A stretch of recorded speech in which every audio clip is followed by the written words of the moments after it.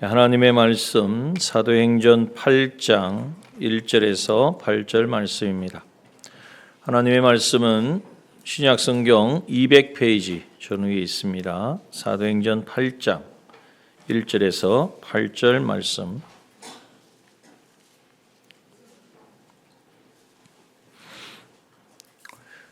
신약성경 200페이지 사도행전 8장 1절에서 8절 말씀 봉독합니다. 사울이 그의 죽임 당함을 마땅히 여기더라.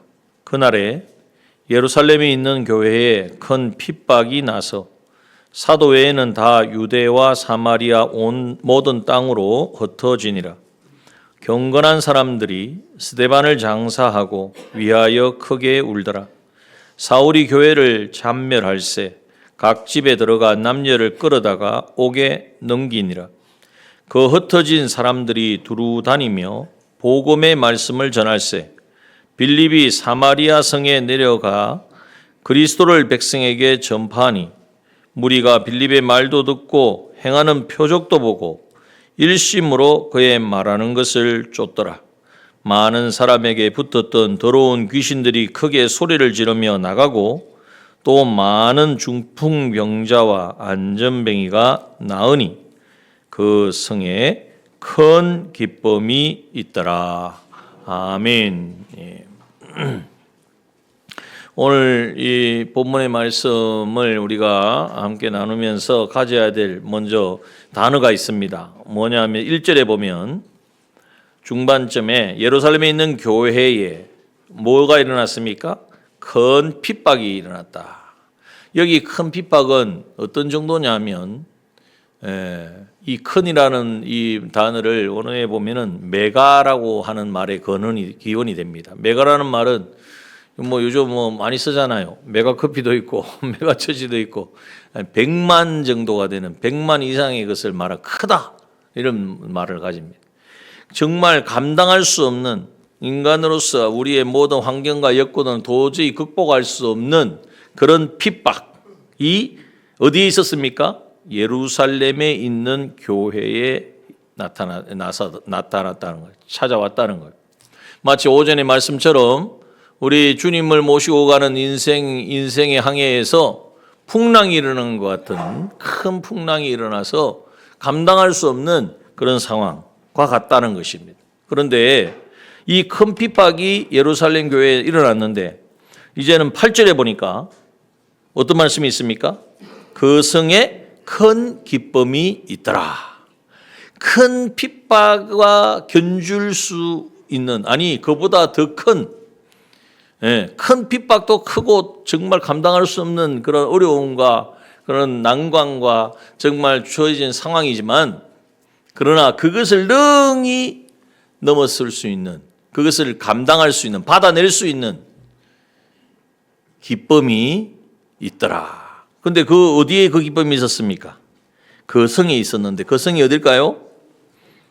예루살렘 성이 아니고 이제는 빌립이 가서 복음을 전한 사마리아 성에 사마리아 땅에 큰 기쁨이 예루살렘 성에서 당한 그 큰 핍박이 이제는 큰 기쁨으로 돌아오는 역사가 일어났다.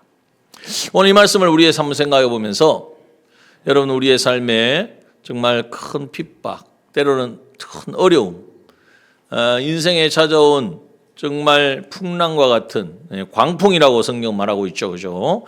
광풍과 같은 그러한 상황들이 있습니까?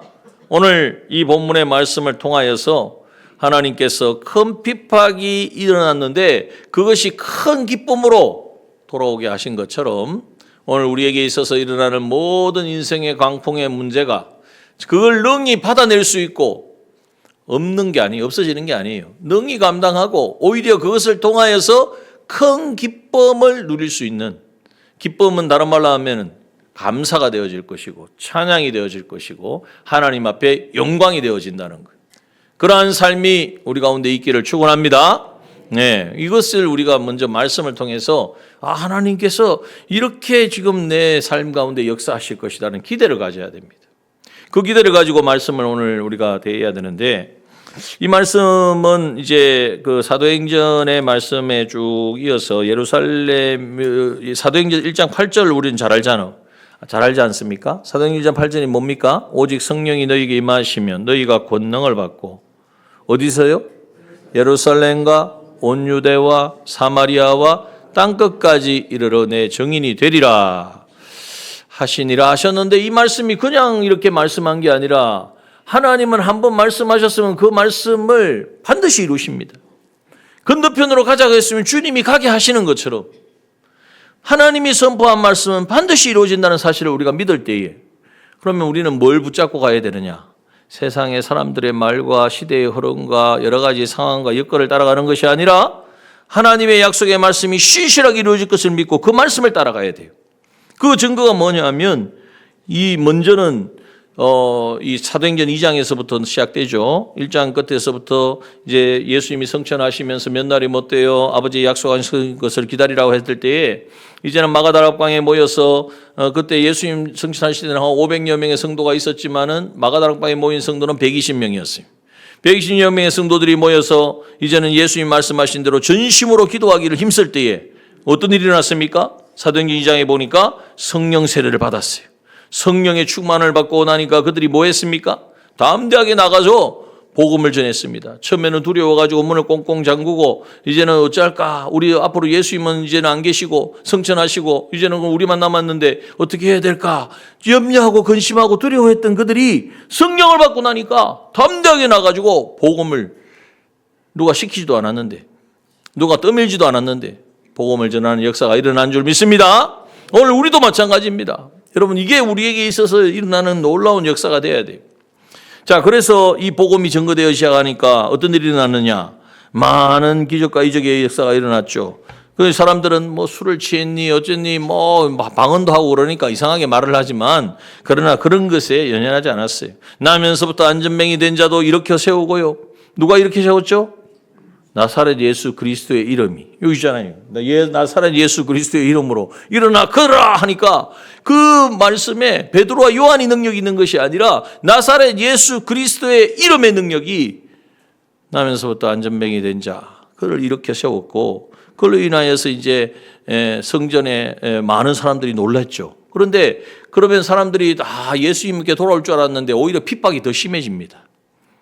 여러 가지 공감 가운데 사도들을 잡아다가 때리고 옥에 가두고, 근데 하나님은 또 성령으로 베드로를 또 거기서 나오게 하시고 하는 많은 역사 가운데 어떤 일이 나느냐?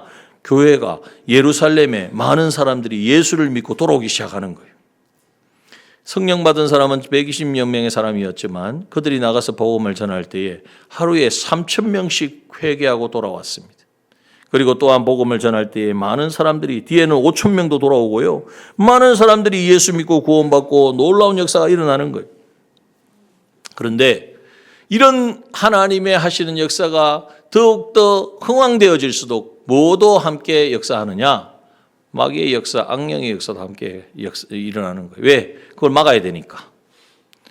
마귀가 자기의 종으로 삼고 있었는데 예수 믿고 구원받으니까 자기의 종이 아니라 하나님의 종이 되니까 뺏기잖아요. 그러니까 그냥 안 있습니다. 온갖 것을 가지고 이제는 박해하기 시작합니다. 가장 쉬운 게 뭐냐? 생명을 위협하는 거죠. 너 예수 믿으면 모든 거 다 빼앗기고 수치를 당하고 다 매를 맞고 너 죽게 된다. 그것을 실제적으로 보여준 경우가 뭐냐면 바로 사도행전 앞장에 7장에 나오는 누구의 순교입니까? 스데반 집사의 순교입니다.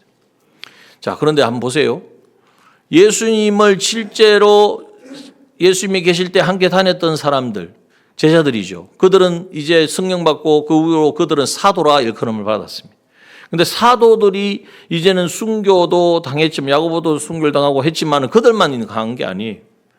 이제는 그 뒤에 이제 할 일이 많아지니까 교회에, 예루살렘 교회에 사람들이 많이 모이고 해야 되는데 기도하고 말씀을 준비하고 여기에 집중해야 되는데 그러지 못하고 구제 문제가 일어나고 하니까 누구를 세웁니까? 7 집사를 세우잖아요. 7 집사를 세워가지고 그들에게 행정을 맡기고 이제는 관리하고 또 구제하고 교회 할 일들을 맡기고 또 사도들은 말씀을 준비하고 기도하는 일에 집중했는데, 그런데 나중에 보면요, 그렇게 일곱 집사들이 그럼 그 일만 했느냐? 아니에요. 일곱 집사들이 오늘 빌립비 그 일곱 집사 중에 한 사람이지 않습니까? 그들이 이제는 나가서 복음을 전하는 이 복음 전도자의 역할을 감당한다는 거예요. 그렇게 함으로써 이제는 그런 과정에서 어떤 일이 있었느냐? 바로 이 스데반 집사도 일곱 집사 중에 한 사람이잖아요. 스데반이 복음을 전할 때에 사람들이 돌을 던져서 예수 전하는 것을 싫어서 원치 안 하고 사람들이 모함을 합니다.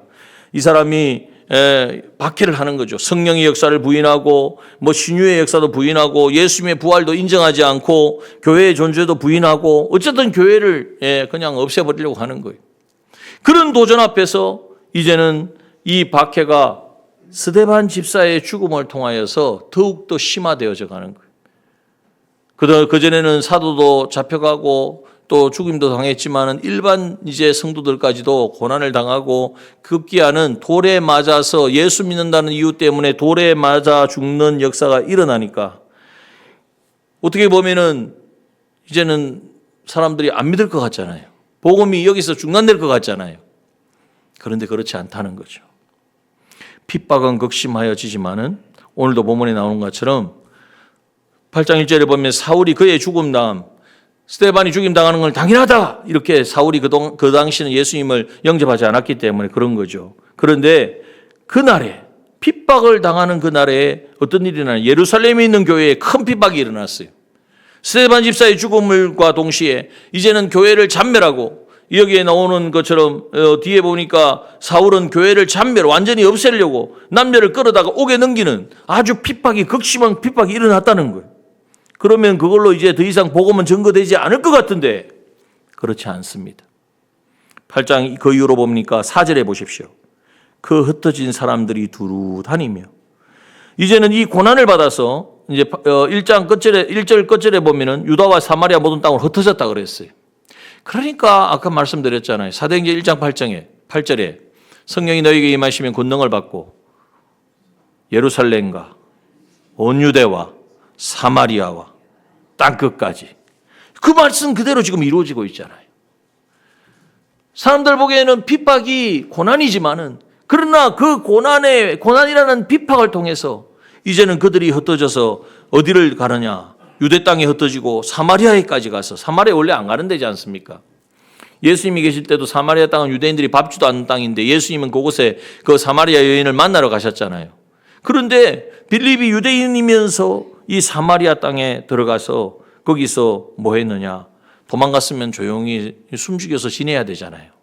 도망간 게 이유라면 생명 부지게 하기 위하여 간 것이라면 예수를 전하면 안 되고 거기서는 좀 기다려야지, 참아야지, 조용해야지. 그게 아니에요. 가는 곳마다 그곳에 흩어진 그곳에도 내가 여기서 도망온 게 아니고 피하러 온 게 아니라 이제는 예루살렘에 더 이상 복음을 전하지 못하니까 이제는 하나님 인도하시는 그곳에 가서 내가 복음을 전하리라. 하나님이 감동시켜 주신 그곳에 바로 빌립보에 있어서는 사마리아 땅이었고 그곳에 가서 복음을 전파할 때에 그곳에 놀라운 구원의 역사가 일어나서 그 구원의 역사가 큰 기쁨으로 찾아왔다는 것입니다. 여러분 오늘 우리에게도 분명히 이 부분을 가져야 됩니다. 자, 그래서 한번 1번 첫 번째 우리가 생각해야 될 게 뭐냐 하면 한번 읽어봅시다. 시작. 큰 핍박을 만날수록 하나님의 구원 역사를 신뢰함으로 흔들리지 말아야 합니다. 여러분 인생의 풍랑의 바다에서 광풍이 불어올 때에 흔들리지 말아야 됩니다. 하나님 예수님께 나아가고 예수님께서는 반드시 건너편으로 가게 하시겠다고 말씀하셨으니까 그 약속의 말씀을 다시 한번 기억하면서 주님 내가 어떻게 해야 되겠습니까? 주님이 잃어버리고 주님 생각하지 않고 내 생각하고 내 계산하였던 것을 회개합니다.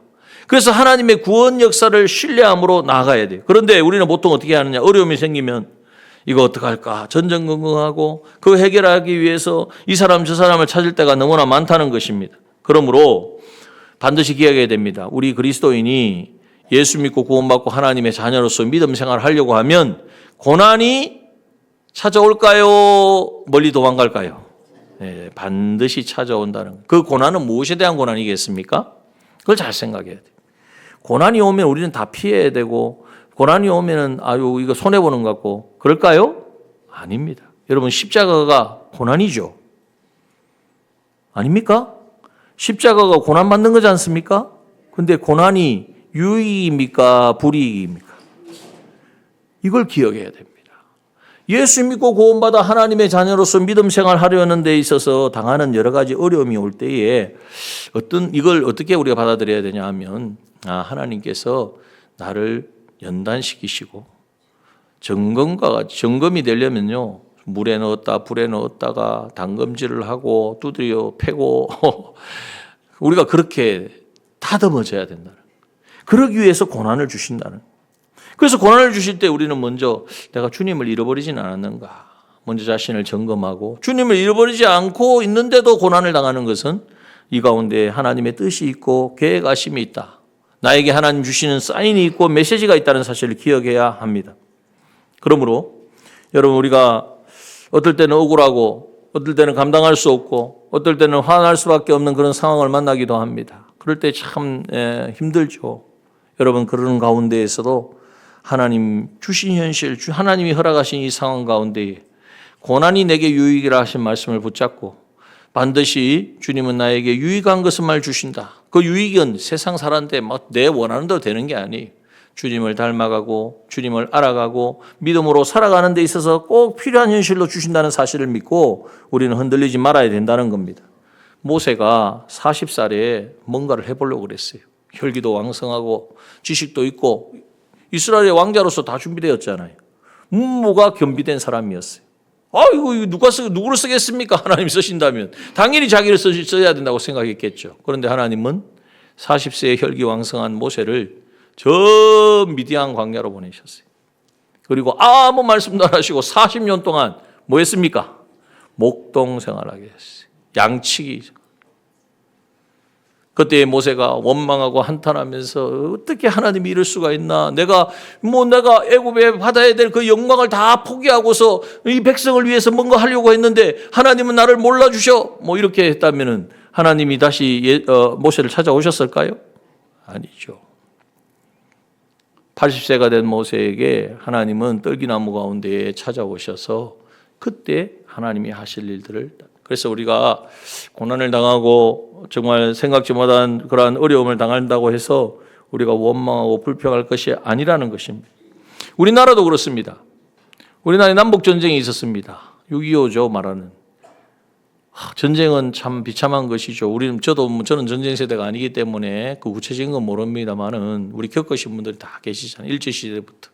그런데 생각해 보면 일제시대나 이런 6.25와 같은 이 전쟁이 과연 우리에게 있어서 정말 참혹한 것이고 그건 우리에게 있어서는 안 되는 그러한 과정일까요?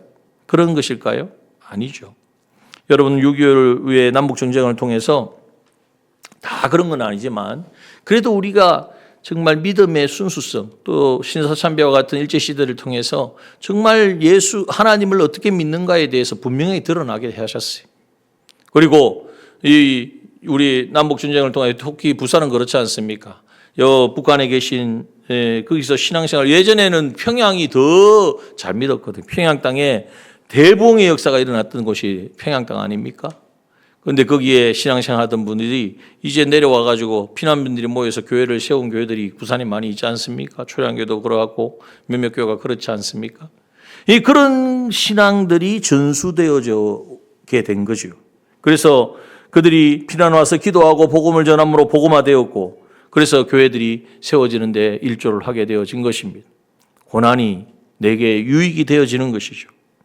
미국에 가면 이민 온 사람들이 많이 있는데 중국 사람들은 어디든지 모이면 중국 음식점을 만든대요. 또 일본 사람들은 비즈니스를 시작한대. 한국 사람들은 가는 곳마다 교회를 세운답니다. 그들이 아마 그 미국 땅을 가는 여행 간 거 아니죠. 더 이상 이 땅에서 얼마 전에 제가 잘 아는 분도 제가 전도에서 예수 믿었는데 오늘 보니까 미국 가 있어요. 여러 가지 어려움을 더 이상 답이 없어가지고 미국으로 간 거예요. 그런데 신앙생활 잘 하세요. 그런데 그렇게 하나님께서는 우리가 보기에는 고난이고 이거는 핍박이고 이거는 있어서는 안 되는 일이지만 하나님께서는 그 일을 통하여서 큰 환난을 큰 기쁨으로 만드시는 분인 줄 믿습니다. 이것을 우리가 꼭 기억해야 돼요. 그럼 부도를 당하고 대학 진학에 실패하고 직장을 구하지 못하고 때로는 병이 들기도 하고 어려움을 만나면요. 고난이 나를 힘들게 하고 감당할 수 없습니까? 여러분 이것도 우리가 생각해야 돼요. 우리의 삶에 있어서 당하는 모든 일들은 우연이 아니고 물론 내가 부주의한 부분도 있겠지만 또 하나님께서 나의 구원, 이 구원은 하나님을 알고 하나님을 더욱더 모시고 하나님 하나 되어서 가는 그러한 삶인 것입니다. 그 삶을 위하여 하나님께서 나에게 허락하신 현실인 것을 알고 오늘 우리의 삶 가운데에서 늘 주의 은혜를 주님을 찾는 주님의 인도하심을 받는 우리가 되어야 합니다.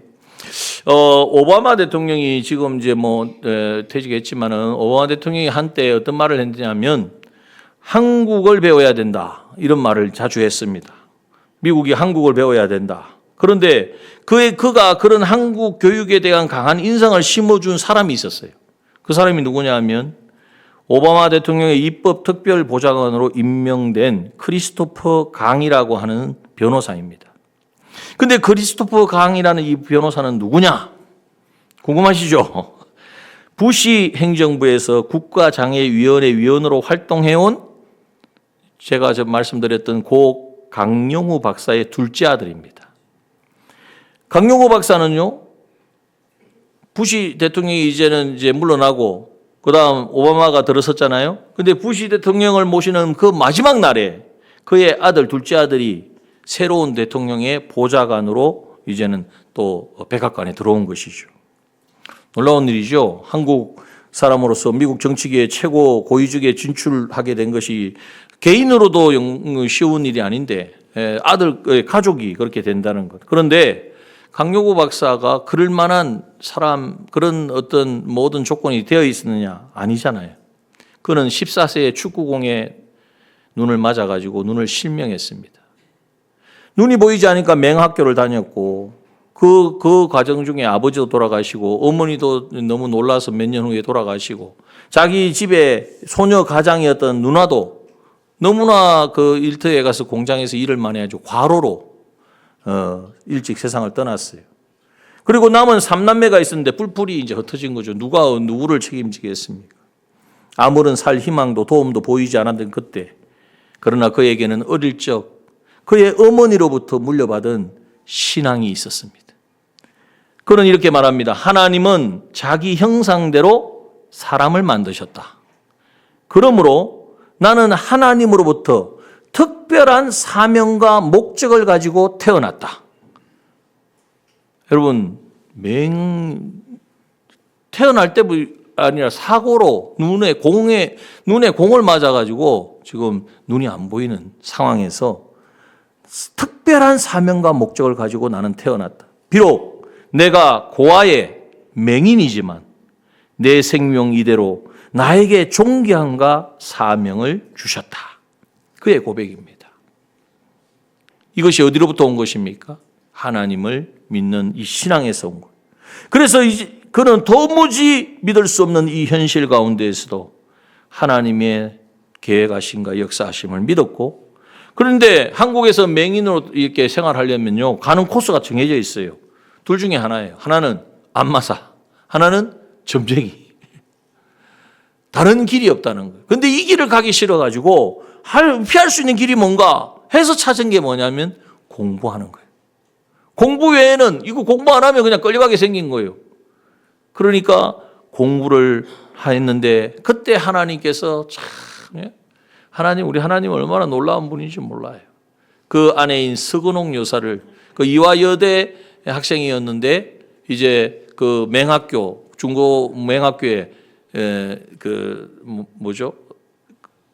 섬기기 위해서, 도와주기 위해서 그렇게 찾아왔는데 그게 첫 만남이었고 거기에서 이제는 그 서근옥 여사의 도움을 받습니다. 그래서 공부를 할 수 있었고 공부를 계속해서 그는 중고등학교를 맹학교에서 마치고 연세대를 졸업하고 그리고 미국으로 유학은 생각지도 못했는데 그런데 하나님이 그 길을 여셔서 교육학 심리학 미국의 유학에서 교육학 심리학 석사 교육행정학 박사 학위를 받아서 한국인 최초의 맹인 박사가 되었습니다. 자, 그는 장애인이었지만 사람의 동정을 구하지 않았어요. 나는 하나님의 축복의 도구다. 나는 하나님의 축복의 통로다. 이 사실을 믿었다는 거예요. 자, 옆에 계신 분에게 우리 한번 이야기해 봅시다. 내가 강영우 백사 아니어도 얼마든지 우리는 할 수 있겠죠? 자, 옆에 계신 분, 더 바로 보면서, 눈빛을 보면서, 나는 하나님의 축복의 통로입니다. 시작! 나는 하나님의 축복의 통로입니다. 자, 오늘만 이렇게 하지 마시고, 누구를 만나든지 이렇게 고백하시길 바랍니다. 여러분, 우리는 눈은, 강영우 박사는 눈도 안 보여요. 앞에도 안 보여요. 그럼 우리는 보잖아요. 그러면 얼마든지, 나는 축복의 통로입니다. 앞도 안 보이는 사람이 나는 하나님의 축복의 통로입니다. 하나님의 형상대로 지음을 받았습니다. 이렇게 외치고 믿고 살았는데 오늘 우리는 그보다는 더 해야 되지 않겠습니까? 그의 간증 중에 이런 게 있어요. 저희 가족 모두가 저의 실명으로 인해 훌륭한 사람들이 되었습니다. 눈이 안 보였기 때문에 유일하게 안마사나 또 점쟁이로 안 잡혀갈 수, 그렇게 살지 않기 위해서 자기는 발버둥 친 거예요, 공부에. 그런데 그 공부하는 가운데 하나님이 보내주신, 그래서 하나님은 다 계획의 하나님, 역사의 하나님. 그 서고능 용사를 만났고, 그 인도하심을 받아서, 그러니까 내가 실명을 안 했으면 내가 그러한 이화여대 그 학생을 만났겠냔 말이에요. 예? 그리고 미국에 올 수 있었겠냔 말이죠. 여러분, 그래서 실명으로 인하여 훌륭한 사람들이 되었습니다. 정말 저의 실명은 하나님의 축복이었습니다. 그럼 우리가 이렇게 말할 수 있어야 돼요. 나는 힘들고 나는 부족함, 연약함. 그러나 나의 연약함이 하나님이 주시는 축복의 통로였습니다.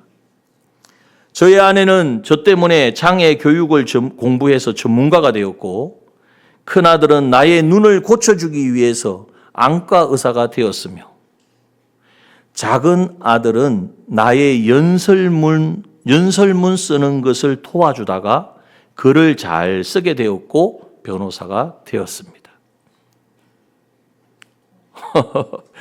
아무런 느낌이 없으신가 본데.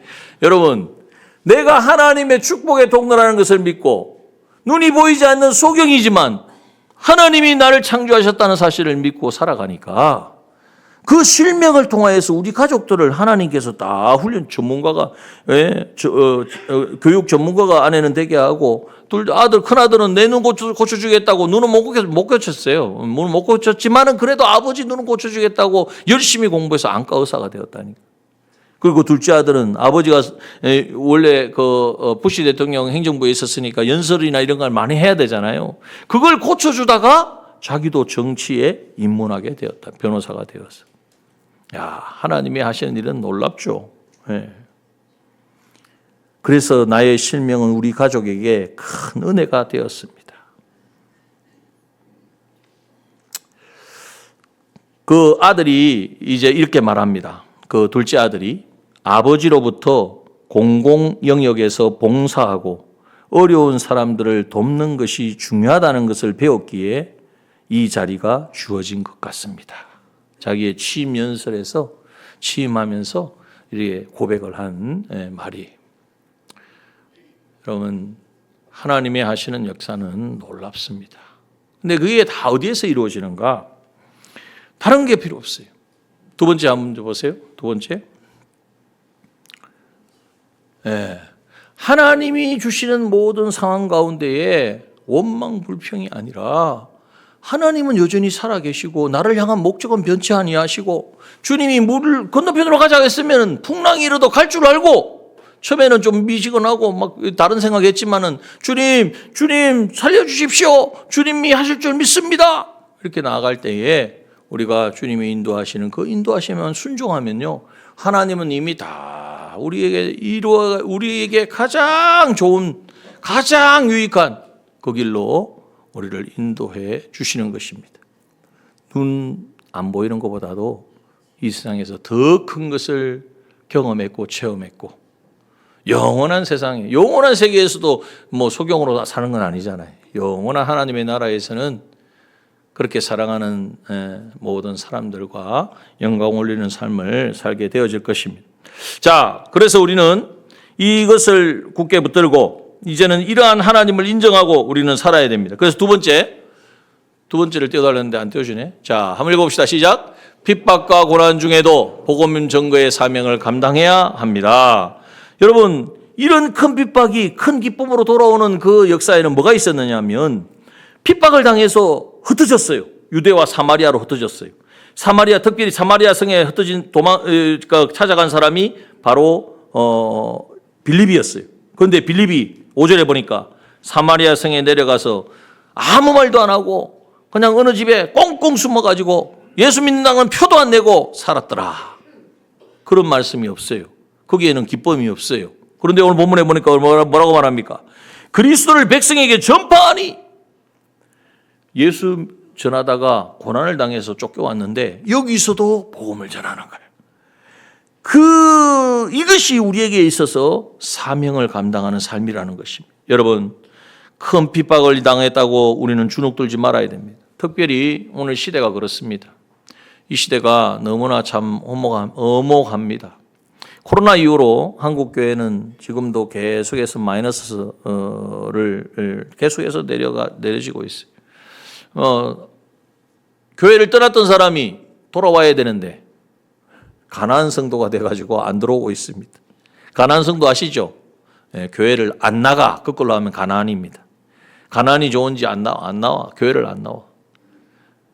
물론 우리는 그렇게 말할 수 있겠죠. 그 사람 신앙이 그거밖에 안 되니까 그렇지. 아니요. 우리는 그렇게 생각할 것이 아니라, 아니 안 믿는 분들도 정말 이 한번 초청해서 오기가 얼마나 힘듭니까? 그런데 예전에 함께 신앙생활 했던 분들은요, 정말 하나님의 은혜가 임하면, 하나님이 역사하시면 돌아올 수 있는 기회가 많아요. 돌아올 수 있는 여지도 많아요. 그러므로 그래서 오늘 우리는 이런 상황 가운데 있고, 또 이 시대적으로 이 복음을 전한다는 것, 또 예수 믿고 안 믿어도 얼마든지 잘 살 수 있는데, 예전에는 정말 우리 옛날 그랬잖아요. 힘들고 어려워서 주님밖에 없어서. 그런데 주님은 힘들고 어려운 일이 별로 없어요, 요즘은. 그나마 살아갈 만해. 그러니까 안 찾아.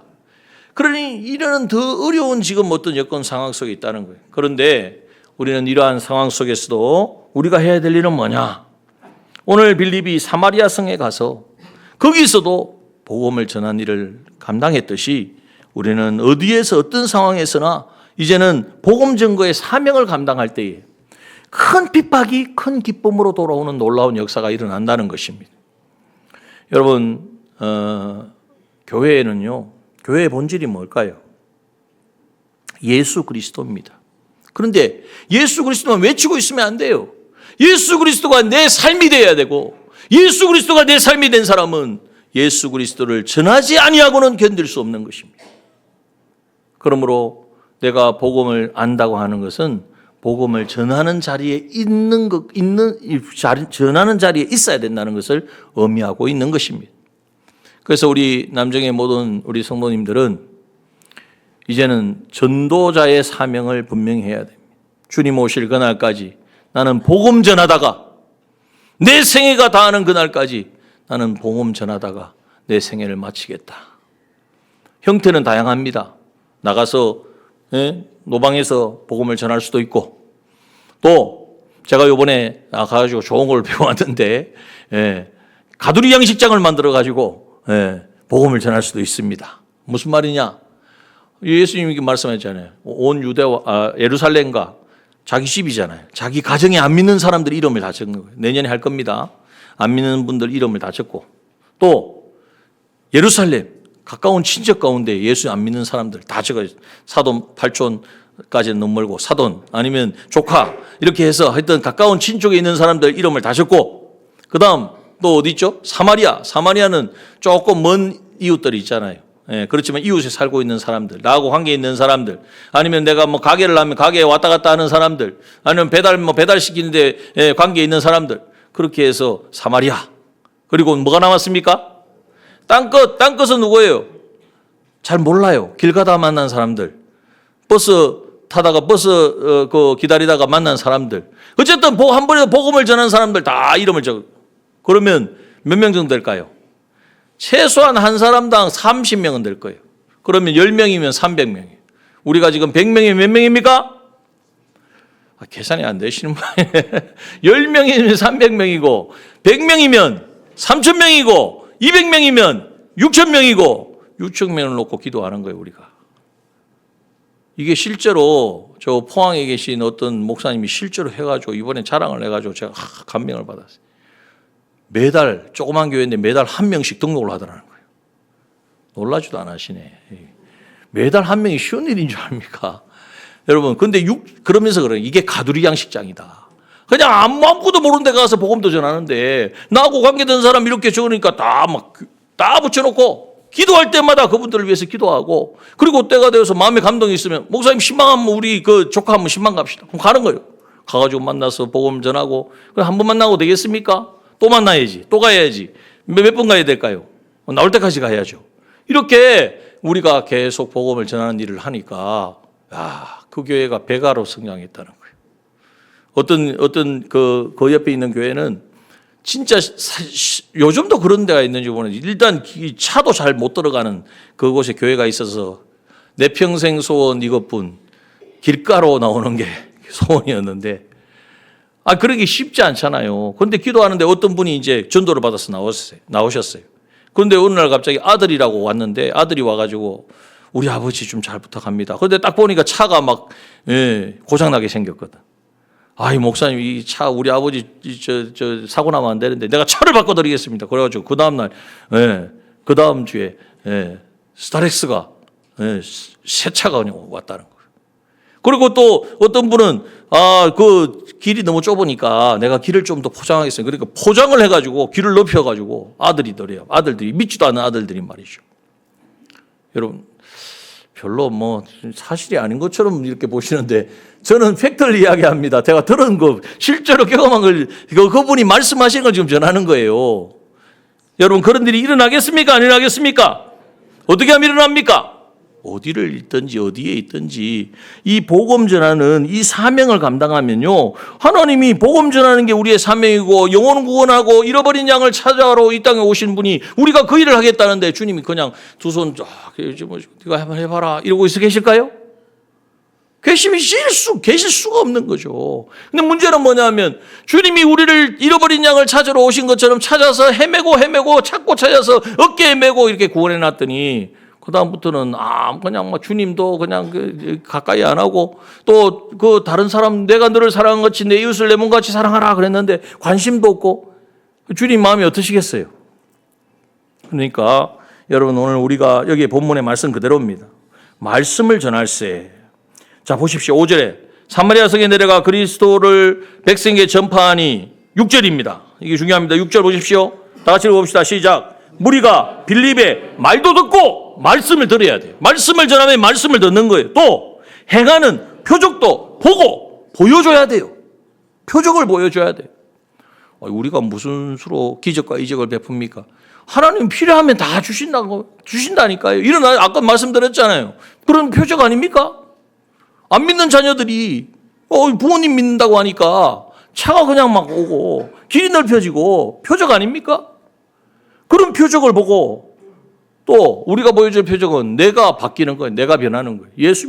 저분이 예수 믿고 나니까 사람이 바뀌고 변하니 나도 한번 가봐야 되겠다. 궁금해져야 된다니까요. 또 일심으로 그의 말하는 것을 쫓더라. 순종하는 이 빌립의 말을 순종하는 것이 아니라 그가 전하는 말은 하나님의 말씀이고 그 하나님의 말씀을 이제는 순종하는 듣고 보고 순종하는 믿음의 삶이 일어나니까 결과가 뭡니까? 7절.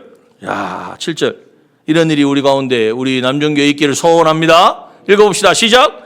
많은 사람에게 붙었던 더러운 귀신들이 크게 소리를 지르며 나가고 또 많은 중풍병자와 안전뱅이가 나으니 귀신이 떠나가는 거예요. 우리가 왜 우울하고 답답하고 한숨 짓고 하느냐?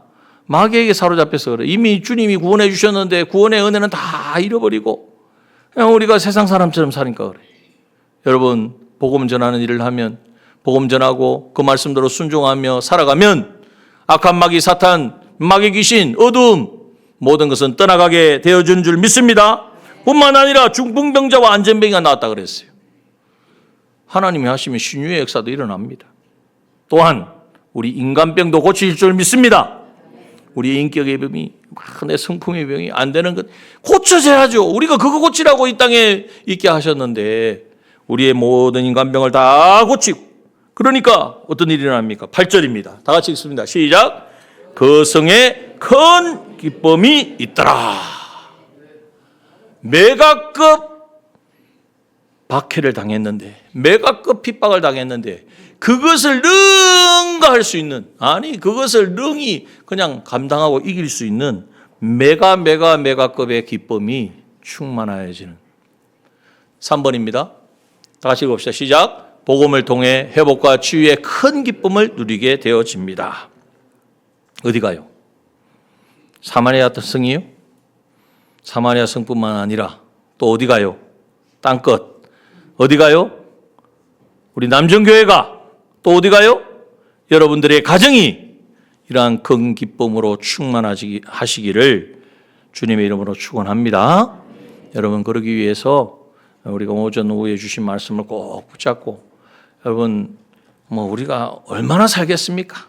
제가 이런 말씀드리면 우리 연세 드신 분들은 그런 말 하시겠지만 오늘일지 내일일지 누가 하냔 말이에요. 그러므로 너무 세상에 골몰하고 이것 어떻게 할까 저거 할까 그 머리 쓰지 마시고, 주님이 가장 우리에게 있어서 너는 먼저 그의 나라 그의 의를 구하라 그랬잖아요. 그리고 오늘 본문의 말씀처럼 어디에 가든지 말씀을 전하고 이 또 그 표적을 보고 또 말씀에 순종하는 삶을 살아라. 그러면 하나님은 너는 네 일을 하고 그러면 내가 내 일을 하겠다. 우리가 할 일은 뭡니까? 우리는 순종하는 것입니다. 주의 말씀에 너는 순종하고 나는 하나님의 놀라운 구원의 역사를 펼쳐 나가시겠다. 오늘 주님이 우리에게 말씀하십니다. 이 역사가 우리의 모든 가정마다, 우리의 손으로 하는 모든 손길마다, 모든 사업과 모든 직장과 학교마다, 특별히 우리 남정교회에 충만하게 임하여서 큰 기쁨이 날마다 하나님께 감사와 고백과 찬양 올려드리는 우리 모든 믿음의 권속들 되어지시기를 주님의 이름으로 축원합니다. 기도합시다.